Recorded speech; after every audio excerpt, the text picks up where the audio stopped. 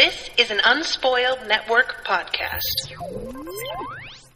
This is Spoil Me, covering The Novice by Trudy Canavan, Book 2 in the Black Magician Trilogy, Chapters 14, 15, and 16. In these chapters, Sonea is still being targeted, but this time it seems a lot more malicious than it did before. In other news, Dannyl is defending ships against pirates, but admittedly I was also disappointed that there was no display of magic. Welcome to Spoil Me.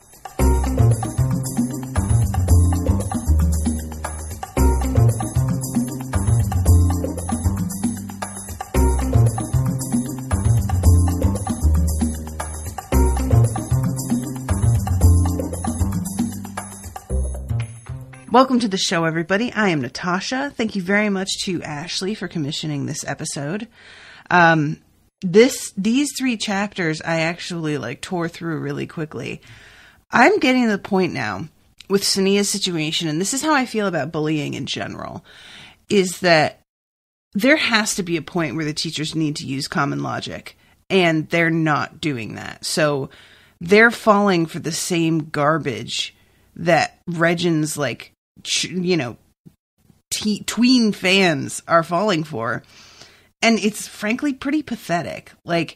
Y'all need to wise up and see that somebody who goes after her the way that he does, and he's not that low-key about it.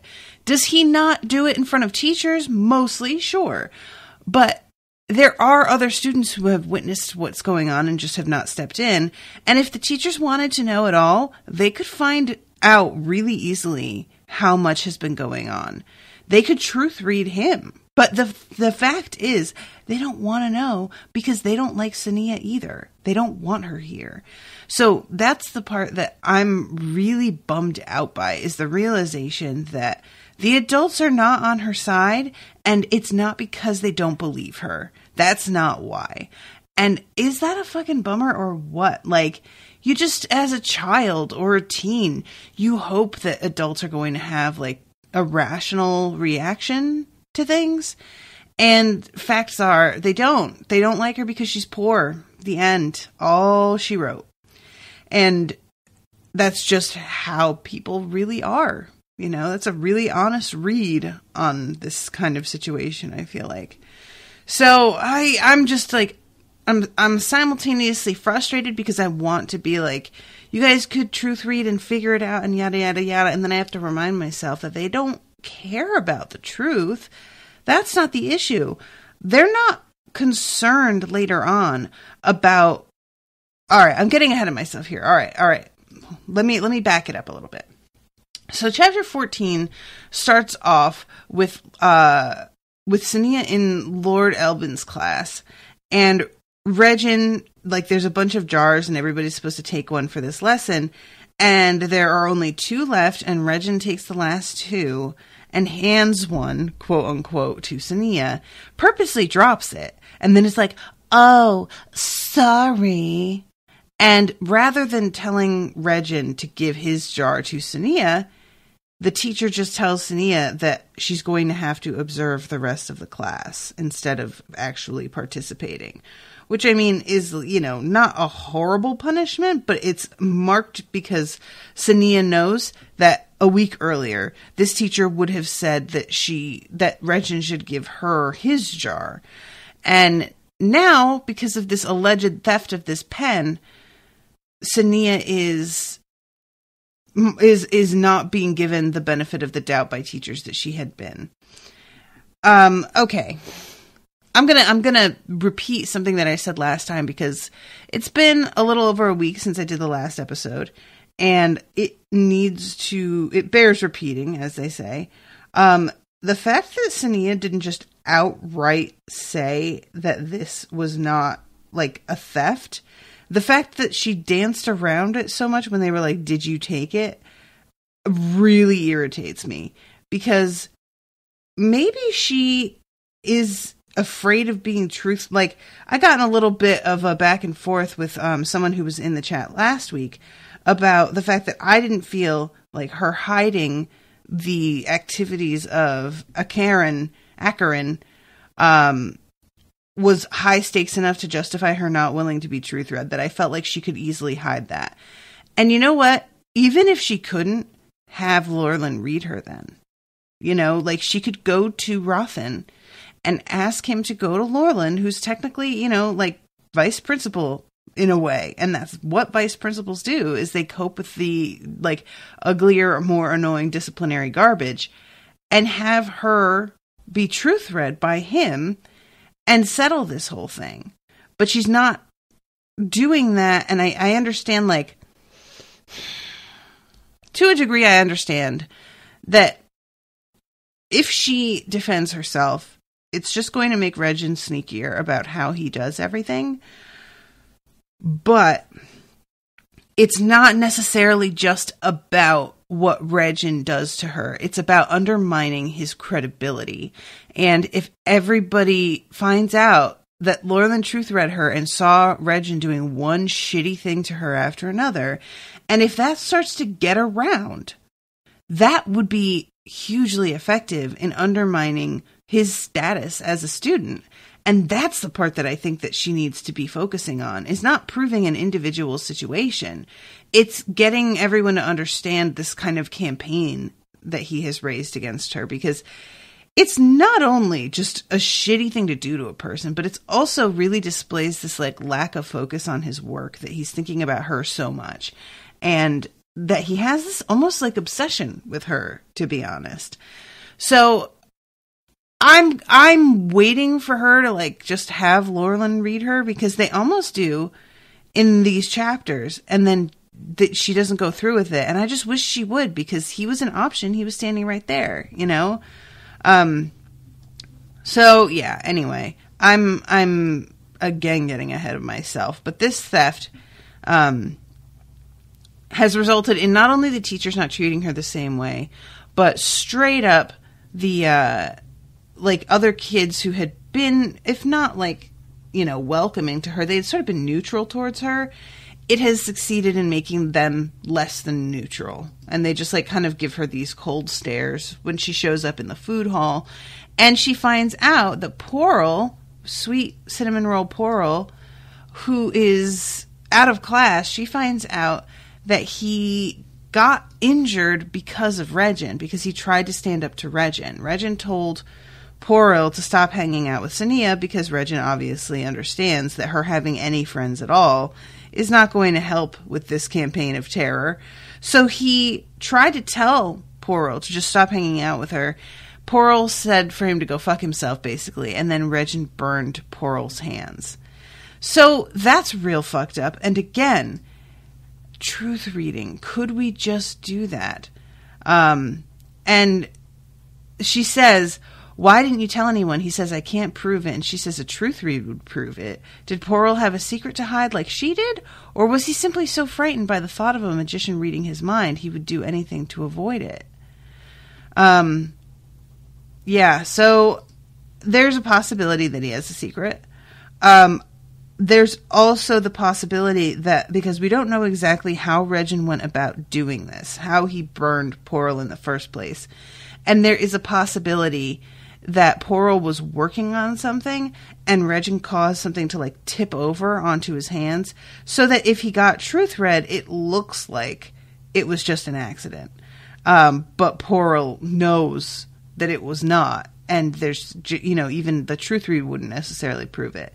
Now, I like to think that even in a situation where you make something look like an accident, if you're able to go into somebody's mind and see the instance for yourself, you can also tell that it wasn't really an accident. But it's frankly more interesting to assume that Porl has a secret. So I'm just going to go with that, because I just like that better. I have no idea what it could be. I'm not even that interested in it, but I'm curious.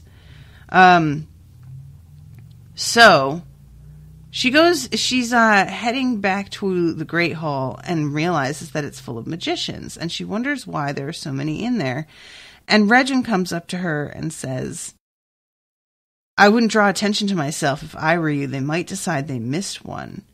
And she doesn't get it, and he says, today is the purge. And it fucks her up pretty good. Like, this is almost exactly a year. And not only that, but she finds out that Rothan is going to participate. So here's an instance of me being frustrated with Sonea, because she finds out that Rothan's going to be participating and immediately gets upset, which, of course, I understand to a point, and I understand that Regin wanted that. That was the whole reason that he told her. But, girl, you're giving him exactly what he wants. Like, she's falling for his shit so easily. And I appreciated that it's wrapped up pretty quickly. Like, she goes and talks to Rothan later on, who explains himself. But it really was one of those moments where, like, he's needling her about something, and she completely falls for it, even though she knows that this dude is no good. And just don't, like, who are you going to trust more implicitly? Rothan, in that he probably has a good reason to be doing what he's doing, or the guy who is trying to make your life so miserable that you'll eventually leave? Come on, lady. But later, Rothan tells her, I had to be there to do whatever I could to ensure that no mistakes were made. If I hadn't gone and something did happen, everyone was uneasy this time. It may be hard to perceive, but the guild's confidence in itself was shaken by what happened last year. Whether that came from a fear of making mistakes or another magic-wielding dwell, it doesn't matter. The guild needed someone to keep an eye on it. And she winds up forgiving Rothan, but, it's sort of grudging. And I want her to not fall for Regin's shit. It's just hard to watch. And that's part of what makes a bully like Regin so difficult, is that if you are a really good bully, part of being good at that sort of thing is the psychological torment. And part of being good at psychological torment is knowing exactly what a certain person's weak spots and fears are. So Regin knows that the purge for Sonea, it's not only the day that she was found and that everything went wrong, it's the day where they target poor people. He knows that this is a sore point for her. He knows that the man that she trusts the most is about to be involved, so he could just put two and two together on how much that's going to upset her. And it's just a huge bummer to see how right he is about it, So I don't want to blame her too much, because as frustrated as I am, he's good at fucking with her because he understands part of who she is, in a way. Part of it. In a very fucked up way. So, yeah. So then we go to Laurelin. And Laurelin is off talking to the captain, Captain Baron, about these murders. Now, he has decided, because there was a woman who they thought that she had killed herself a few chapters earlier. And even though it was pretty suspicious, there just wasn't a good explanation for the way she had killed herself then that would draw enough attention away and make it seem like a murder. The reason that they start to believe that she was a murder is that there have been a bunch of other suicides since that are really similar. So it's not the suicide itself. It's the fact that there are a bunch that are of a similar MO. In each case, the weapon had been missing and there were signs of an intruder. Each victim had hand or fingerprints on the wounds. It's too strange a coincidence. Yeah, I do not understand. If this is Acheron, if it is any wizard, honestly, even if it's not Acheron, if they are doing this to people and not leaving behind some kind of, like, blade to indicate that this is what that person used to kill themselves, the fact that they're bothering to try and make it seem like a suicide is really hilarious, because they have to know These cops aren't fucking morons. These cops are going to know that there's no way this person could have slit their own wrists with their friggin' fingernails or something. And I just don't understand going through the additional effort to try and act like it's a suicide when you're not even going to commit to that bit, you know? And he says that when he asked his predecessor if he had noticed, if Baron asked his predecessor if he had ever seen these kinds of murders, and he told me that a series of murders had been happening on and off for the last 4 or 5 years. He said this was just the price we pay for living in cities. A chill ran down Lorland's spine. Acheron had returned from his journey just over 5 years ago. Nothing like this happened before then? I don't think so. He would have said so if something had. So the murders were the same, only in that they followed a pattern for a while, then changed to another. My predecessor suspected that one of the thieves was targeting a rival group at first. They might be marking their victims in a certain way so their rivals knew who had done the killing. But the victims didn't appear to have any connections to each other or the thieves. Then he considered the possibility of an assassin who was building his reputation with recognizable skills. Few of the victims had bad debts or any other obvious reasons for their assassination, however. My predecessor could find no common reason for the deaths, just as I cannot find one now. Not even a simple robbery? Baron shook his head. A few victims were robbed, but not all. Witnesses? From time to time, their descriptions vary.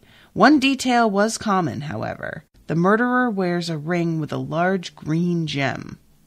Or a large red gem, sorry. Really? Lorland frowned. Had he ever seen Acheron wearing a ring? No, Acheron never wore jewelry. That did not mean he couldn't be slipping a ring on his finger when out of sight, but why would he do that? So this is an interesting question, because I feel like the fact that somebody is wearing this ring when they do these killings indicates to me that this is, and again, a ring is something that you can easily slip on and off, sure. But I have got to think that I don't remember actually the description from the first book if she notices that he was wearing a ring or not. But I'm gonna say, God, I'm wondering. There's so many theories jumping around in my head right now. Because here I'm gonna just sort of spitball a bunch of the things that I've been thinking.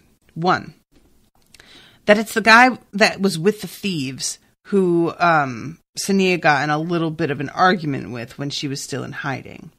Two, that it is Acheron, but he is possessed by something or someone that wants power and is like using his body to murder in order to get that power.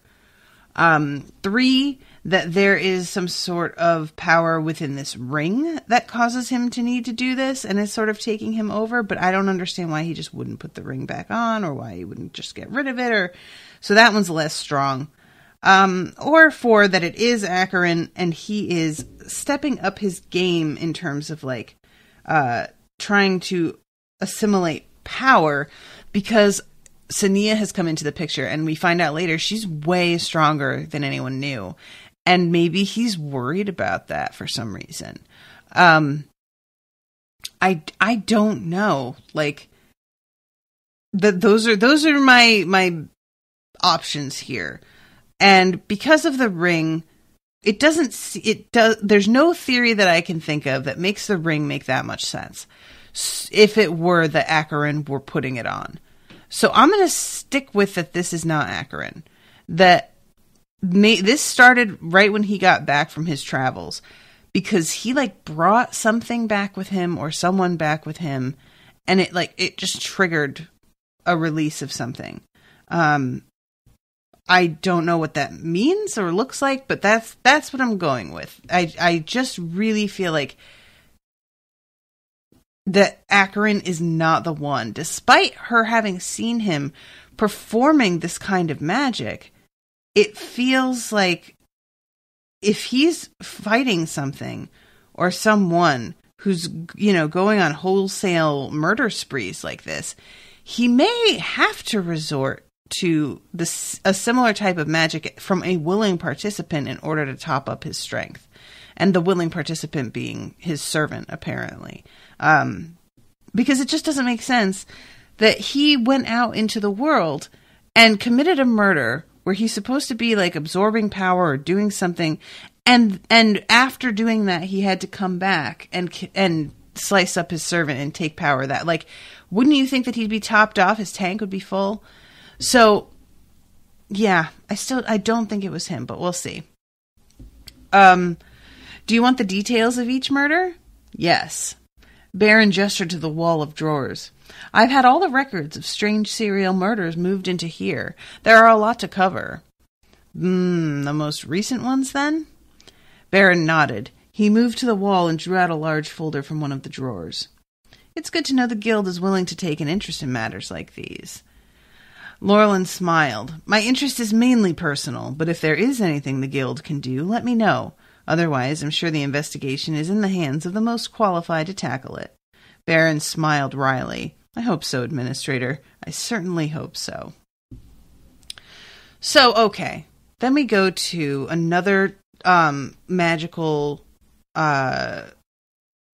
combat lesson, basically, with Sonea. And she gets paired up with Regin. And she's initially, like, horrified by this. And don't get me wrong, she stays horrified by this. But she realizes pretty quickly that she and Regin are the two strongest in the class. And that the teacher is just pairing people in a way that makes sense if they're going to be fighting each other. So she doesn't know exactly how to handle this, because she wants to prove herself and doesn't want Regin to feel that she's an easy target. At the same time, if she does too well, she risks humiliating him, and that will cause him to seek her out. Or, if she does too well, basically, and any way that she plays this out is going to sort of, he's looking for excuses to up his fight, his aggression towards her. So whatever she chooses to do is frankly kind of irrelevant, because it's just going to be another check mark on his list of reasons to either hate her outright because she's stronger, or despise her because she's weaker. Either one is good enough for him to continue to bully her.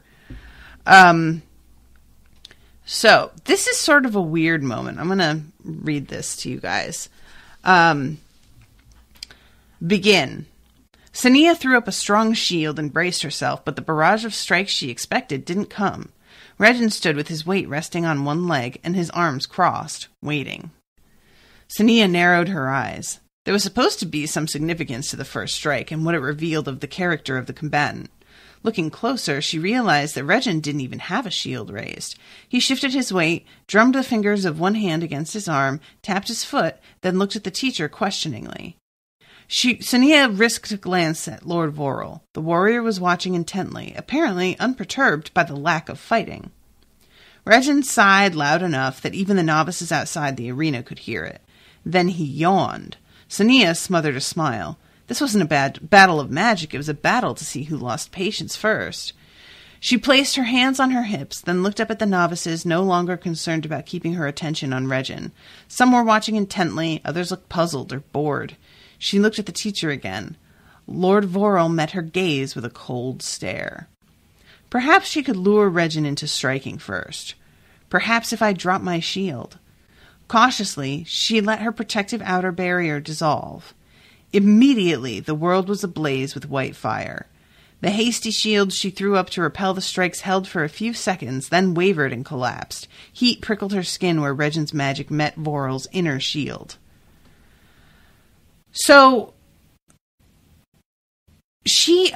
I'm going to finish this. Regin is victor, he announced. A weak cheer came from other novices. Sonea felt her face warming as Regin bowed graciously. Sonea, Lord Vorel turned to her. Dropping your shield is inadvisable unless you are skilled at raising it again quickly. If you intend to use this strategy again, you should practice your defense more. You may both leave. Benin and Yalland will be next. So I'm confused by this because basically they're supposed to be learning how to defend against strikes, right? And learning how to strike, but defending is obviously pretty important. Regin clearly was not going to attack her until she dropped her shield. That's obviously what happened there. So what I don't understand is how that is acceptable to the teachers. They can see when she has her shield up and doesn't. It's not something that just her partner can sense. It's a visual thing. So why is this something that Regin wins? Because, and I also don't understand why when they're standing there and Regin doesn't have a shield raised, she doesn't hit out at him. She's saying, oh, it's a test of patience to see who will strike first. Then strike first. Go ahead. I mean, again, I just don't feel like there's anything that she could do that's going to keep Regin from fucking with her. So you may as well hit out at the guy in a legal and monitored way and prove yourself to the teachers at the very least. So the whole way that went down, the fact that she decided to drop her shield, which just baffles me. Because if she had not dropped her shield, if she had left it up, would Regin have just continued to stand there? I think he would. And I feel like that would get that would be pretty important. I feel like the teachers would not like the fact that he's so unwilling to attempt to hit at her unless she doesn't have any defense up. I don't know. I just don't think there's a downside to waiting him out or striking first, but not dropping your shield. I just don't understand. She's like, I wanted to see if I could bait him into doing it first. Well, they clearly don't fault him for doing it first. So baiting him, why? It's not like you baited him into getting in trouble. He won, and they say he won. Is it just that she wants it over? Is that it? Because, I don't know, that's disappointing. So this whole bit, I just didn't really understand. And she says she had two choices: try to do well and eventually end up fighting Regin all the time, or let herself fail so she could avoid him. Where I do not think she should let herself fail, obviously. I understand not wanting to fight him, but frankly, having a place that you can just face off directly with somebody who bullies you in a controlled environment is probably an ideal scenario for a lot of people. If at least they know that they are stronger than their bully in many ways. So I feel like maybe just take advantage of that, Sonea. Just go ahead and, and fight him every time. And let that be someplace that you can try and let off a little bit of steam. So she couldn't see how these lessons, with all their rules, could prepare magicians for real war. No, these warriors spent their entire lives indulging in a dangerous game when their magic could be put to better uses, like healing. She shook her head. When the time came to choose a discipline, she knew she would not be taking the red robes, which I have to admit, I feel like is a setup for her not becoming a healer. I feel like she's super convinced that that's what she's going to do, and when it comes right down to it, for whatever reason, she's definitely going to become a warrior for some, some plot point, whatever. So then comes chapter 15, where she goes into a classroom and the teacher tells her that there won't be any classes today. And when she says no classes, in just really? Why? He says, a novice has died, Shern. And two of the other students just say oh, just go away. And are obviously mad at her that the teacher was forced to say something about it in front of them. Which, again, get over it, guys. Not get over somebody being dead. Get over the fact that somebody talked about it in front of you to somebody who had no idea. You're just being absurd and acting like she's the one who upset you. Your friend is dead. she should be irrelevant, okay? And we find out what happened, and this is really fascinating because, we have read at I believe it was the end of the last chapter, or the end of the last book, was it? The end of the last book is when she walks around like the graveyard area of the campus and finds out that magicians are often consumed by their power, and that's how they die. As they get older, they can't control it. And it turns out that's something that can happen if you just don't have a stable mind, which makes total sense. And Shern is someone that she had mentioned when she got inducted, that the energy that he gave off was really strange. And I think the word that she used was unstable at the time. When she says, but he passed the second level, Rothan says he did, but not well or completely. His mind was never stable enough. Such a state is rare, but it does sometimes occur. You see, when children are found to have the potential for magic, we also test them for problems like this. Sometimes they simply don't have the mental strength or stability to control magic. Unfortunately, some people develop mental instability when they grow older or when their magic is released, and by then it's too late. Sooner or later, they lose the control they have been taught, usually in their first few years. Shern started to show signs of instability months ago. The guild took him away from the city to a place we had built for such novices. We try to keep them calm and happy, and they're treated by healers who are well versed in the problem. But no one has ever found a cure, and any binding we place on their powers doesn't seem to hold for long. Which I find pretty compelling, actually, that they can place a binding on the powers of someone who is unstable, and it doesn't hold. Which implies that their magic has to cooperate somehow with the binding, which I find really interesting. When I first saw him, I thought his presence was strange. You sense that instability that early? No one else did. I must tell this to... No! Sonea's heart lurched. If Rothan told anyone she had sensed something wrong with Shern, the other novices would have something else to blame her for. Don't, please. Rothan regarded her speculatively. Nobody's going to look on you badly for not saying anything. You couldn't possibly have understood what you were sensing. She held his eyes. Rothan sighed. All right, I suppose it doesn't matter now. So, yeah, I hope he really, doesn't tell anybody about that, because I don't think he grasps just how willing anybody in this school seems to be at this point to blame whatever is going on in their lives on Sonea. So, all right, moving on to Dannyl. This is when we find out that first of all, he is leaving the, what do you call it?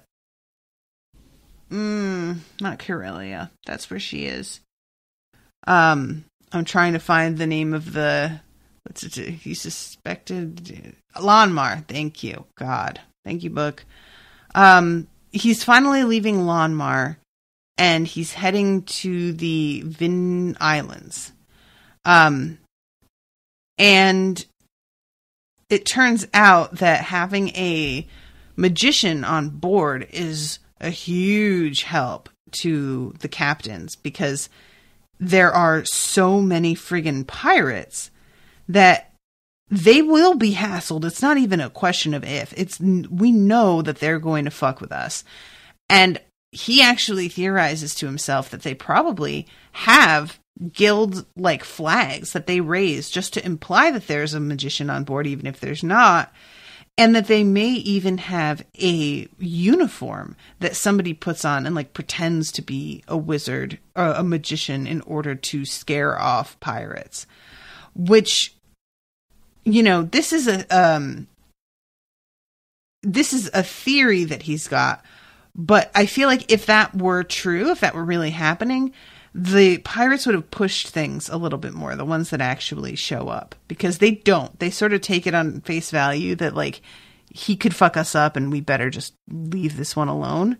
And I feel like if they were used to people like just dressed like this, maybe poking the bear with a display of power, unless they don't realize that they've been fooled, unless that never has occurred to them, and every time they've just been like, yep, here's a magician, which, you know what, if it has worked that well, like that's pretty great. The captain of the Anya had been delighted. At first, Dannyl had assumed the man was eager to see his homeland, but grew suspicious when the captain insisted that Dannyl and Tyann move into his own cabin. From what he knew of Vindo sailors, it should take more than homesickness or respect for the guild to motivate a captain to give up his own space. So it's super worth it, it turns out, because like this guy could literally lose everything, including his ship. So yeah, please take my room. He had been too relieved to be leaving Lonmar to care. The dispute with the Council of Elders had taken over a month of fussing and arguing to settle. While the duties he would attend to in Vin were minor, he wondered if they too would turn out to be more trying than had appeared. So I don't know exactly what it is, the dispute that he had to settle, but it's just like baffling to me that anything would take a month to like hammer out. Like, what are you doing this whole time? I want to imagine like that this is like the equivalent of defending your thesis or something. You have to write it and, you know, research it and create graphs and stuff. And every time y'all meet up to talk about it, there's a new graph that you're pointing to. Here's some more evidence that I've discovered. Meanwhile, Tyann is not in great shape. He is still really seasick. And he still does not want help from Dannyl. He doesn't want to be healed. Which, I feel like there's more to that story. But I just don't... It's not in my nature anymore. I feel like it used to be a little bit. But it's not in my nature anymore to turn down an offer of help when it comes to being ill.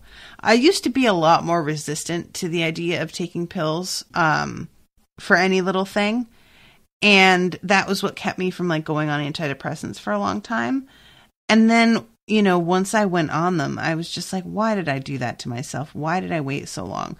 There's a real stigma to taking help in that manner, especially when it comes to mental health issues, because we've been taught to believe that mental health issues are not real, are not valid, and that they are a symptom of somebody who's just weak-minded and maybe lazy and doesn't have real strength of character to them. And so I, pushed off getting any sort of help in that capacity for a really long time. But I don't feel like that's really what's going on with Tyann. So yeah, I wonder about that. So finally they get approached by the pirates. Let's see, I'm finding it. The boats were less than 200 paces away. Dannyl glanced up at the Anya's mast to see the guild flag snapping in the wind.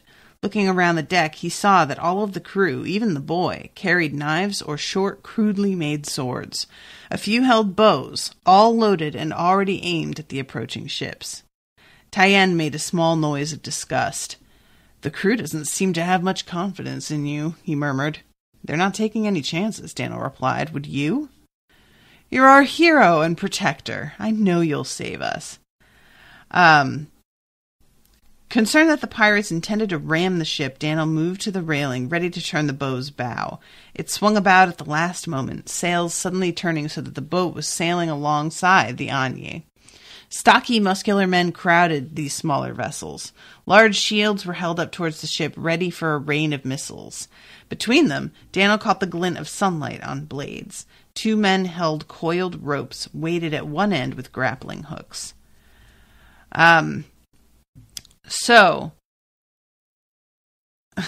as the second boat drew up next to the ship, the man raised a hand and called out in the Vindo language. What did he say? The captain cleared his throat. He asked how much you sell your pretty friend for. Say he make profit selling as a slave in the West. Really? Dannyl glanced at Tyann. What do you think? 50 gold? Tyann turned to glare at Dannyl. I found that so amusing. Like, it wasn't the joke itself being that funny. It was the fact that I hadn't expected a joke at all at this moment. So it was a real, like, moment of levity throughout this tense encounter. The captain chuckled. I not know right price for man slaves, which I'm like, but women slaves you do? Tell the pirate my friend is not for sale. Tell him that he cannot afford the cargo on this ship. The captain repeated the words in Vindo. The pirate smiled, then raised a hand to signal to the other boat. Men hurried to ropes and pulleys, and soon the vessels had pulled away from the ship and were moving away rapidly. The captain took a step toward Dannyl. You kill now, before they get away. I was startled by this, that his expectation was not that Dannyl would defend the ship, but that he would straight up kill anybody who came at them. Dannyl shook his head. No. But pirate bad people always rob ships. They kill. They take slaves. They didn't attack us, Dannyl replied. You kill them, you make seas safer. Dannyl turned to face the captain. Killing the men on 1 or 2 boats won't make any difference. Others will replace them. If the Vindo people want magicians to remove the pirates from these islands, they must arrange it with the guild. By law, I can only use my powers in defense unless under direct demand from my king. So everybody's kind of disappointed about it. Even Tyann. You also think I should have killed them? Tyann narrowed his eyes at the retreating pirates. I wouldn't have protested. Then he shrugged. But mostly, I was hoping for a little display of magic. Nothing too fancy. Just some sparks and fire. Sparks and fire? Yes, maybe a little water spout. Sorry to disappoint you, Dannyl replied dryly. And what was all that about selling me to slavers and for only 50 gold? How insulting! I'm sorry. Would 100 gold have been more appropriate? No, and you don't sound particularly sorry. Then I apologize for failing to be convincing in my apology. Ah, bless. These two, I'm like shipping them, weirdly. Get it? Because they're on a ship? It's funny. So, here goes Sonea. This is the encounter in the woods. She tried to leave the greenhouses and go by the long way in the woods in order to avoid Regin. Well, not only does it not work because Regin is in the woods, but so is almost everyone else. So here's the thing. As Regin raised his palms, the other novices moved closer to their leader and placed their hands on his shoulders. Defend yourself, Regin said, mimicking Lord Voral's commanding tone. Throwing more magic into her shield, she blocked the flow of energy that flashed from each of Regin's palms. The strikes were weak, but rapidly grew in force until they were stronger than anything she had faced in the arena. Surprised, she poured more magic into her shield. How was this possible? She'd fought Regin enough times to know his strength. He'd always been much weaker than her. Had he been holding back, just waiting for a moment to surprise her with his real strength? Regin's face stretched into an ugly grin, and he took a step toward her. Abruptly, the attack weakened, then stopped as he paused to glare at the others. They hurriedly stretched forward to regain their hold on his shoulder. As they touched Regin again, he resumed his attack. She considered what this meant. Obviously, the others were lending him their power. She hadn't heard that it was possible, but there was plenty about the warrior's skills she didn't know, or might have missed during Voral's long and boring lectures. Her senses rang with the magic that filled the air. The snow behind them had melted into sizzling puddles. So much power, the thought of what was being directed at her was appalling and set her heart racing. If she failed to hold her shield, the consequences would be brief and fatal. He was taking such a risk. Or was he? What if he means to kill me? Surely not. He would be expelled from the guild. Yet when she pictured Regin facing the assembled magicians in the guild hall, she could easily hear what they'd say. An unfortunate accident. He wasn't to blame for her poor skills. 4 weeks' work in the library, and don't let it happen again. Anger replaced her fear. As she regarded the novices, she saw that they were glancing at each other doubtfully. Regin was no longer grinning, but frowning with concentration. He growled something, and the others protested in reply. Whatever they were doing, it wasn't having the effect they'd expected. Was this, then, as strong as they could be when combined? She smiled. She was holding them off easily. He'd underestimated her, and if the globe light floating above them was any indication, she still had strength to spare. How, then, would this end? So, what does she do? She decides to flash a bright light and blind them all, and then escape. And it works beautifully, and honestly, it's a very elegant solution. Like, good on her for even thinking of that. I admire that creativity, just being like, well, if they can't see, then what are they going to do? You know what? You right, girl. So she gets away, but the next scene is Rothan being summoned to the healer's quarters, where Lady Vinara is with all of the students who are blinded still. And apparently, like, this is not a permanent thing. She says none of their injuries are serious, certainly not bad enough to waste healers' time on. They will recover. Any injuries other than blindness? Cuts and bruises from finding their way out of the forest. And then this moment, he asks, would one of these novices be Geralt's favorite, Regin? Yes. Her lips thinned. I have heard Sonea has a particular dislike for the boy. Man, you know, the fact that they're that fucking, like, blind. Oh, yes, she has a particular dislike for him. For no reason. What a mystery. Like, guys, Jesus, get with the program. So, Rothan, you know, of course, Regin immediately tries to be like, she tried to kill us. She should be expelled. And Rothan is like, oh, you know what? Cool. Let's get a truth reading since you're going to make this kind of accusation. And immediately Regin's like, wait, no, that's fine. We don't need to do this. So, why did Sonea attack you as you claim? And this is Vinara asking, which I think is a good sign. It feels like she's starting to realize. Clearly, she intended to ensure they could not attend classes for a few days, Geralt replied. I see, Rothan said. What's going to occur in the next few days that she might want you to be absent from? I don't know. I guess she just wanted to hurt us. And so she followed 6 novices into the forest. Rothan gave Vinara a meaningful look. Certain that she would be able to overcome your combined strength? She must be better at warrior skills than her marks indicate. Regin's sightless eyes sought his guardian. What were the 6 of you doing in the forest in the first place? Vinara asked. We were just exploring. For fun. She said. That's not what your friends say. Oh, Vinara, I really want to know if you're bluffing, or if they did say something other than that. I'm dying to know, because I really don't, it could go either way, you know, it could be that his friends, like, totally narked on him, or it could be that they just really, she's just making some shit up like cops do. But I'm sure Sonea will submit to a truth read to prove her innocence. No, Regin exclaimed. Vinara's eyes narrowed. If she is willing, you cannot prevent it, Regin. The novice grimaced as if tasting something bad. All right, I'll tell you. We followed her into the forest and played a trick on her. It was nothing dangerous. We were just practicing what we'd learned in class.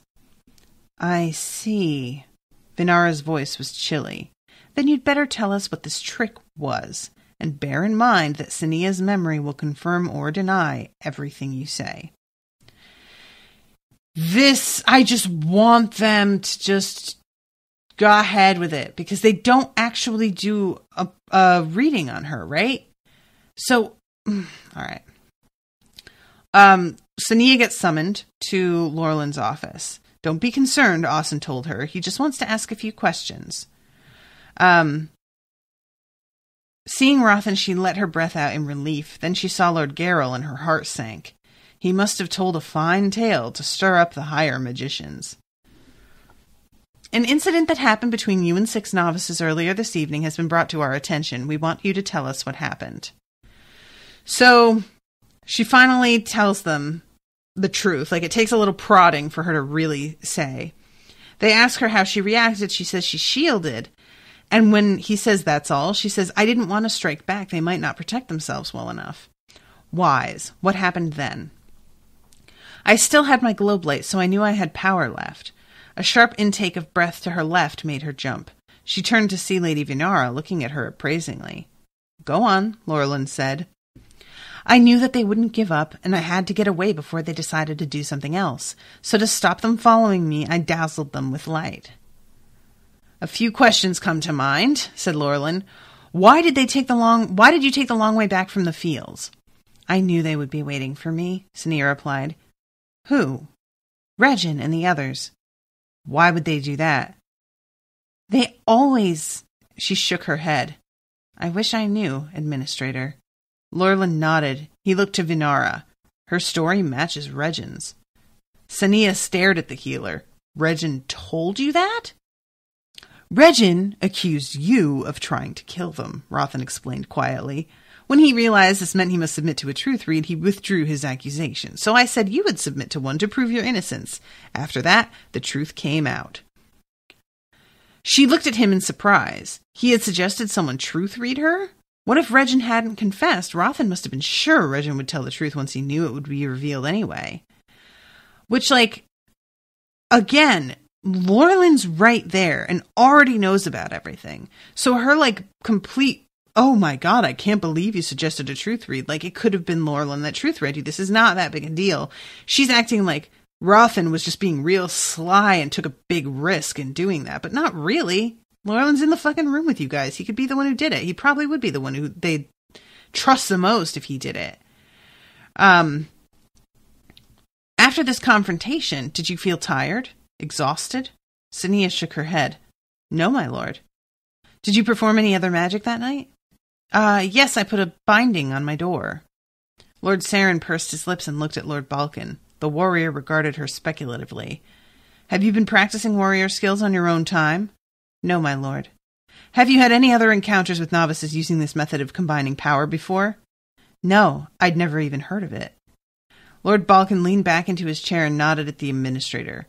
So what they decide to do is to just punish him by, cutting his extra warrior training sessions for, 5 months. Which is just so fucking lame. It's so infuriating to read because this is exactly how this shit happens in schools. There is a rich boy who's on the good side of the teachers who shows a lot of promise, and everybody fucking falls all over themselves to make sure that he doesn't get too inconvenienced by the consequences of his own actions. It makes me crazy. They said so that they're talking amongst themselves, the teachers, afterward about her strength and the fact that, she's clearly way stronger than a lot of them. Laurelin nodded. His own powers had developed rapidly, as had Acheron's, and they had both been elected to 2 of the highest positions in the guild. He could see the dismay in the higher magicians' faces as this occurred to them. Normally, they'd be pleased to find such promise in a novice, but Sonea was the slum girl, and she'd recently demonstrated her questionable character by stealing a pen. Though Laurelin was prepared to believe this was an isolated incident, perhaps in reaction to the other novices' harassment, other magicians had not been so forgiving. Why didn't they truth read her there? Why not? Just because she tells them the truth about what happened is not enough. They need to have seen that shit. She should have insisted on it, and she should have insisted that it be Laurelin. Because she trusts him. And that's all she needs to say, is he's done it before and I trust him. That's all she needs. This makes me crazy. This could have been, then Laurelin would understand the situation way better because he's even over here thinking that she stole this. And she doesn't really defend herself enough in that situation for my liking. So it's no wonder that he thinks that she did it. Guys, it just makes me fucking crazy. So they think about pushing her forward a year, but they all decide that despite her really being strong, her skill is not great enough for her to be advanced to the next level class. Regin is going to be stripped of his extra class. And just make sure they keep their battles to the arena. Had it been summer, they might have set the entire forest alight. I have enough to do without such disasters adding to my work. Now, if you please, I want my office back. And that is the end of that chapter. So, that's the end of the section. And I really liked it, but it drove me nuts. Like, there's a lot of stuff that I just feel like people could have made better, smarter choices, and a lot of misunderstandings could have been avoided. I think that's the danger of introducing truth reading into, like, the mythology of, like, it's nice because you can get an absolute, like, clarity that, oh, yeah, this is absolutely true. This is absolutely not. But it's also turns into a thing where, well, why don't they just truth read someone? And it fucks your plot up if that's something that can be done that easily. And a lot of the plot relies on somebody lying. And so I understand introducing her knowledge of what Acheron is up to keep the truth reading from being as easily on the table. But all she would have had to do when writing the scene is to make it so that Lorelin isn't involved. That maybe he doesn't get that involved in, like, the day-to-day activities with novices. And maybe he's more concerned with, like, overall guild business. And it would have been more understandable. But he's right there in the room, and they're talking about whether something really happened the same. Like, just truth read her. Just find out. Just do it, you know? So anyway, that's where I'm at. But these were really good chapters, and I'm excited for the next. Let me look up really quick when the next one is in place, because Ashleigh went and booked a few of them in advance, and I'm not sure if that was the last one of the batch or if there's another one coming up. Yes, there is another one coming up next week, Tuesday, at 2 p.m. So, yeah, come and join me then, guys, 2 p.m. Central Standard Time. And I'm really excited. I can't wait to find out, because I just want Regin to get his, you know, and I know that's probably not going to happen this book, if it happens at all. But I would like even a small victory would be something I could savor a little. He's been winning too much. It is a little bit of a victory that here he gets outed as being a fucking liar, but it doesn't seem to do enough to everyone's trust in him that it really matters. So that I don't consider that a victory for Sonea so much as a failing for Regin, which is not as good. Yeah. All right, guys. Well, thank you all so much for commissioning these episodes, for listening. I hope that you've been enjoying it. And I will be seeing you soon with a new episode. Toodaloo, motherfuckers.